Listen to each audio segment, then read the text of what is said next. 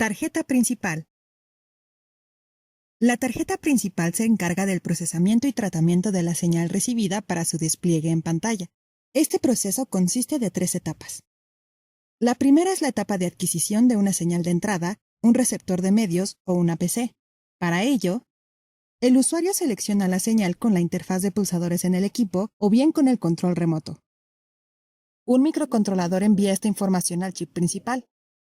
Si el usuario ajusta características de la imagen, como el brillo o el contraste, el microcontrolador envía esta información al chip micro. El chip micro redirige la información de las características de la imagen al circuito escalador. En la etapa de decodificación, se procesa la información de la siguiente manera. El chip principal separa la señal seleccionada en imágenes y audio. Después, redirige la información de las imágenes al bloque de procesamiento de imagen.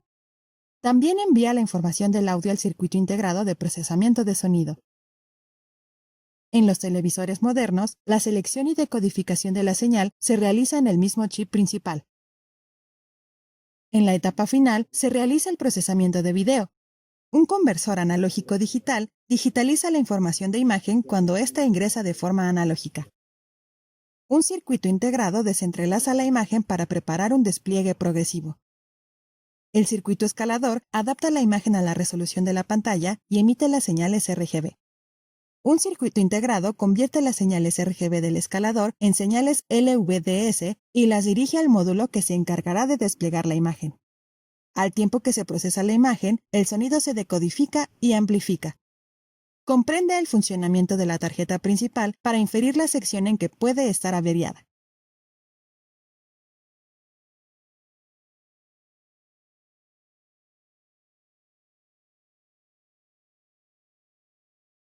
Bloque de control.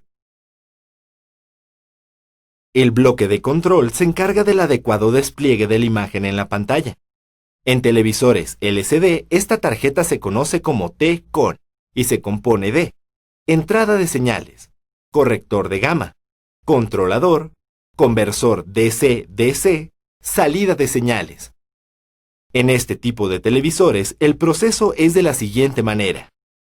Las señales LVDS que proporciona la tarjeta principal entran a la tarjeta de control. El chip corrector de gama proporciona contraste a la información de la imagen. El chip controlador, con ayuda de memorias SDRAM, direcciona la salida de información a las líneas de salida del bloque de control. El conversor DC-DC polariza los transistores encargados de excitar los píxeles. En televisores plasma, el bloque de control se conoce como tarjeta lógica de control, tarjeta X de direccionamiento. Funciona de la siguiente manera. La tarjeta de control envía instrucciones a las tarjetas ISUS y ZSUS para el encendido de los electrodos horizontales. Posteriormente, envía una señal PWM a los electrodos verticales a través de buffers de direccionamiento. Así, enciende las celdas en los píxeles con una intensidad específica. Toma en cuenta que en las generaciones más recientes de televisores, el bloque de control y la tarjeta principal se encuentran en una sola PCB.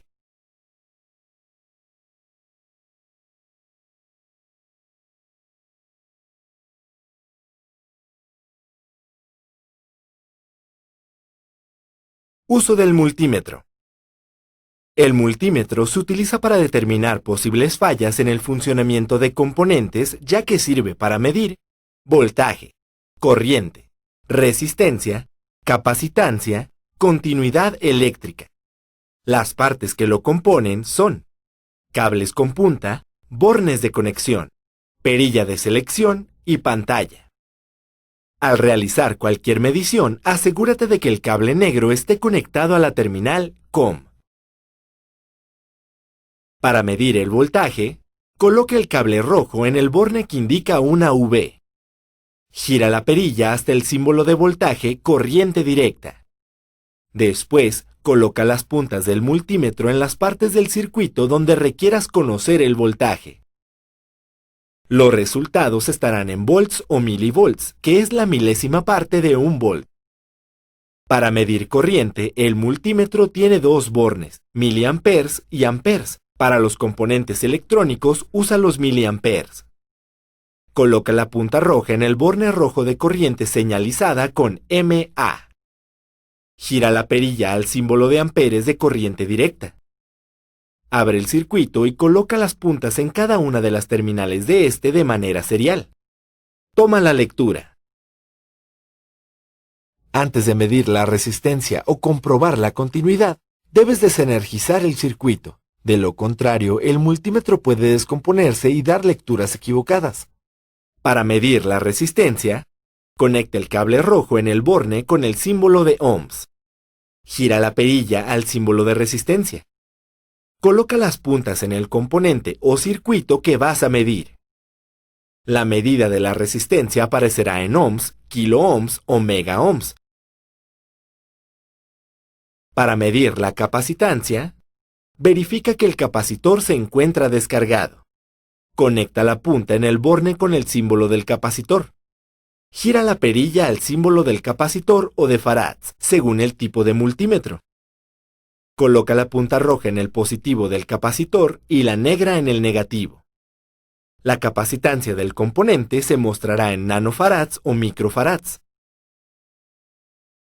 En caso de que quieras comprobar continuidad, coloca la perilla en el símbolo que tiene un timbre. Coloca las puntas en cada extremo del componente. Si el multímetro despliega 1 y emite un sonido, significa que hay continuidad. Si despliega 0L y no hace ningún ruido, indica que no hay continuidad en el circuito. En cada medición debes sujetar las puntas del multímetro sin tocar directamente las terminales metálicas, ya que puedes alterar la medida o dañar un componente.